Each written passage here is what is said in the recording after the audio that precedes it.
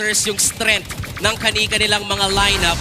Pero sa totoo lang, Kuya Joshi, sa mga nakita natin kahapon, ako na rin mismo hindi ko pwedeng, o hindi ko na rin alam ano ba yung may expect natin sa mga laban. At kung babalikan mo nga yung kasaysayan tulad ng binanggit ng panel, hindi nanalo ng serye ang TLPH kontra sa Onyx. They just won one game. And ngayon sila yung nag-carry over ng momentum ng pagkapanalo nila kahapon. Look at JP casually falling down.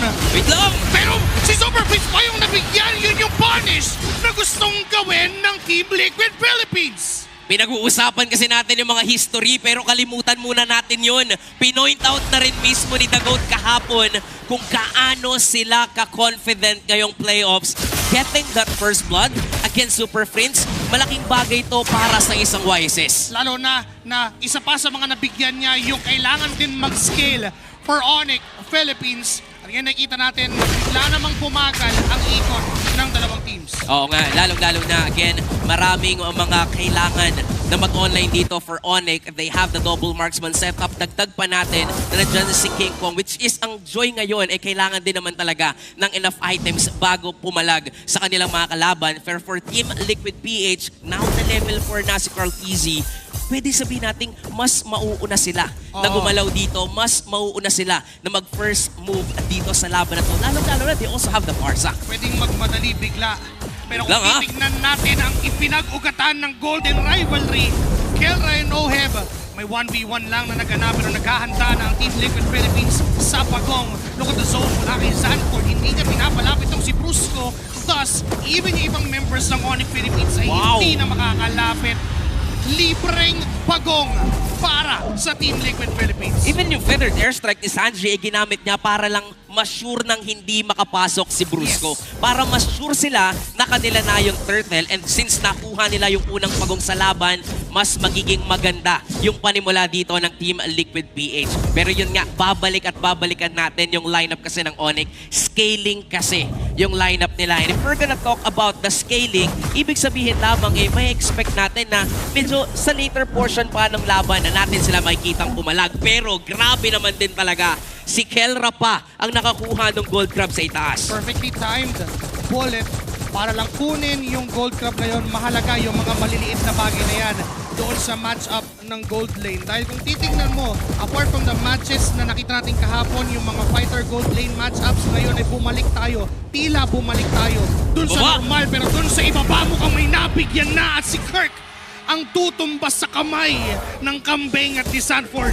Si Carl TZ na naman ang nakakuha ng isang kill. And aside from that kill, makakakuha pa siya ng platings dito. Literal na mapapaaga yung farming ni Carl TZ. And pinag-uusapan natin yung lineup ng Onyx kung usapang scaling lang din. Pero kung pag-uusapan din natin yung sa Liquid, nandiyan yung Harit ni Oheb. And isa rin yan sa mga scaling heroes. So sa totoo lang, mas napapaaga lang ng Team Liquid ngayon yung farmings nila para makapag-online. Tsaka napakalaki at halaga ng espasyong pinibigay. Si Kirk na naman! Pero si Kirk na naman ang nakita at namataan.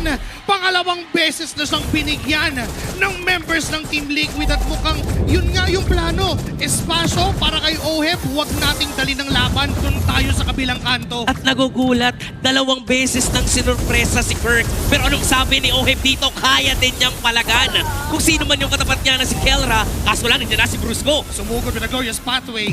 Pero nakaalis naman itong si Oheb with the flicker. Pero nandiyan din si Super Prince. Sinubukan nilang pawian sa taas. Pero nung dumating si Sanji, biglang nagbago yung tagpo kasi yung mga naghahabol ay ngayon sila naman ang tatakbo pa away. Yung turtle line nakuha na ni Carl TZ. At walang nangyari dun sa itaas ni hindi din na nabigyan si Oheb. Tumalon pa nga si JP para kay Brusco pero di niya tatamaan. Lamang pa rin ang Team Liquid. At hindi pa tapos yung laban, si Kirk na naman. Ang tirada dito ni Carl TC, nandun talaga yung focus ng init ni Carlito. Dun sa babae, mainit siya masyado kay Kirk. Ang kaso lang, dun sa taas na nakita nating laban kanina, tinry naman ng Onyx i-punish si Oheb. Pero mukhang alam na rin ni Oheb to Kasi ilang beses nang nagtagpo, ilang beses nang nag-1v1 itong mga gold laners natin. At sa totoo lang for Team Liquid, nakikita natin ang bilis din ng response nila para tulungan si Oheb. Laking bagay din kasi na alam niyang hindi siya matatakot sa crowd control dahil ang gagalingan lang nun for Onyx ay yung otong mula kay Brusco. So nagmatter yung pag-flicker, yung pagkuha niya ng flicker as his spell, nakatakas siya dun sa possible engagement, nakamuntik-muntikan siya by the way from Onyx Philippines. Ngayon ay bumagal na muli ang estado ng laban. Para bang ang ginagawa ng Team Liquid kung gusto mong magmadali, isi-switch lang. Kung gusto lang hindi, depende kasi magmamadali sila Tingnan mo yung ginagawa ni JP. Isang magandang harang lang para bigyan ng espasyo si Oheb. And even yung feathered airstrike ay ginamit din para hindi na makalapit ang Onyx. Ito yata yung confidence na pinag-uusapan at sinasabi nila kahapon. Yung tapang nila na nag-conceal play lang si JP, tapos tinayuan lang doon itong si Kelra, pero sa baba, nakita si King Kong, another kill para sa Team Liquid Philippines. At hindi lang sa baba na nagiging mainit yung laban, pati sa taas, sinisimulan na nilang magkaroon ng sunod-sunod na gulo, ng sunod-sunod na aksyon, at pwede ngang dito muli magkaroon ng laban dun sa Turtle. Pero kung usapang pestuhan, What? ang layo ni Sanji. Teka lang. Nag-aabang siya kung sinong magre-react dito sa Onyx. Nakita rin si Kelra, nagamit yung Mountain Shocker, pero sabi ni Kelra may nararamdaman akong presensya at hindi niya tinuloy yung pagkapang sa baba, pero that just means na mabibigay ang possession ng Turtle muli sa Team Liquid. 3 pagong ang nakuha nila doon sa nagdaang 6 na minuto ng laban. At ngayon ay 5,000 na ang kalamangan ng Team Liquid PH. Para sa Onyx, kailangan nilang makahanap dito ng paraan para kahit papano, kahit isa lang, makapick off sila. Ang kaso nga lang nagsasama-sama na ang Team Liquid PH. Ngayon, si Brusco gumamit ng kanyang ultimate. Sinubukan niya maglatag para makapasok ang Onyx Philippines, pero lahat ay hinarangan. Bago pa man sila makalapit, ay bigla-bigla't unti-unti na silang sinasaktan. Pero may Mountain Shocker mula kay Carl at sakto yung damage. Mega kill for Carl TZ. At hindi pa tapos dahil nagkahanap pa ng gulo. Tumalon si JP para AOG at si King Kong. Naipit si Oheb. Hindi pa na naipit na si Oheb. Nabigyan ang gold lane ng TLPH. Ngayon nahabol na maguli ang Onyx Philippines. Super Friends on the front line. Sumusubok na bawas-bawasan. Pero si Carlito ay may ginagawang pagnakaw ng orange buff ni King Kong. Malinaw na ang lalamang doon ay Team Liquid PH. Pero dahil napatay ng Onyx dito, itong si Oheb, okay na yon para sa kanila. Kahit papano, malilimit ng onte, ng bahagya yung farming capabilities ng Team Liquid PH. Ang kaso nga lang, ang hindi napipigilan dito ay nagwawalang dagot. Pero kung feathered airstrike na ginamit Sanji. Glorious Pathway, ginamit na rin ni Brusco para sana makahabol, pero hindi pa rin nila maaabutan ang Team Liquid Philippines. And now na si JP ay nakaharang uli sa mukha ng Onyx Philippines. Alam niya kung saan nanggagaling lahat. Alam niya kung saan papunta ang Onyx. Kaya nakakapaghanda ang Team Liquid. Pero maganda pa rin yung ginagawa dito ng Onyx, especially for Brusco, na hindi siya nag-aalangan gamitin yung Glorious Pathway para lang madepensahan nila yung kitang Torre. Kasi once ma-open yan, once makuha yan ng Team Liquid PH, alam nilang mahihirapan sila lalong gumalaw So might as well, ibuhos na natin lahat ng pwedeng ibuhos para hindi lumiit yung gagalawan natin dito sa mapa. Ang kaso lang, since puro kayo dyan naka-focus, ang Team Liquid, humahanap sila ngayon sa ibang parte ng mapa tulad nitong Lord na sinisimulan na doubt i-contest to ng Onyx. Ginamit pa pati yung Mountain Shocker para lang sure sila na walang paparating na miyembro ng Onyx Philippines. At ngayon mukhang yung gitna ang pwedeng sunod na target. Pinato na yung bangka. Pero wala naman tatamaan. Just zone away Onyx at makukuha na nila yung turret doon sa gitna. At may Lord pang paparating ng galing sa base ng Team Liquid. Itong laban na to ay masasabi nating basadong-basado ng Team Liquid PH ang Onyx. Ang Super Fam, nagsasama-sama sila pero kahit magkakasama, sa ngayon alam kasi nila na hindi pa enough yung damage output nila. Lalong-lalo na for Super Friends and Kelra, hindi sila naging malaya makapag-farm dito sa laban. Pinoint out din ng panel natin kanina na hindi na ganoon kumbaga may advantage ang mga mid laners kasi sila rin mismo nahihirapan mag-farm. So, lalo na ngayon, nahihirapan talaga ang Onyx PH. Pero ito, nag-group up na naman ang Team Liquid. Mukhang ito ang unang pagkatok dahil papasok na ang TLPH sa base mismo ng Onyx. Pasag na yung Holy Shields doon sa gitna. Maaari nilang ulitin ang pagbangga dahil may mga minions naman na napaparating. May Lord pa sa taas. Nagmamatsa ng mabilis. Pero ang target ng TLPH ay yung gitna. Glorious Pathway ni natin ni Brusco. Pero pinigilan lang ng Dark Wave ni Sanford. Maganda pa rin ng depensa ng Onyx Philippines ni wala pang inhibitor turret na nababasag ang Team Liquid. Ito na naman ang Super Pam sa pagbuhos ng kanilang mga resources para lang madepensahan yung kanilang base, and that is good. Even as well yung ginawa ni King Kong na pagkat pa nga dun sa ibaba, Yes. para lang kahit papano matry kung meron bang magre-react for Team Liquid PH.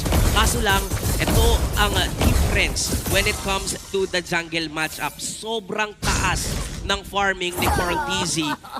Ang taas na ng advantage niya in compare with King Kong. Sumausaw na ng hanggang 3,000 yung kalamangan ni Carl TZ kontra dito mismo kay King Kong. At kung titignan din natin yung mismong buong matchup, pero teka lang, si King Kong ay delikado doon sa may bandang orange buff. Nakuha pa rin naman niya yun. Traction pulse sinagamit na, nahatak pabalik si Sanford, pero nandito na si Carl.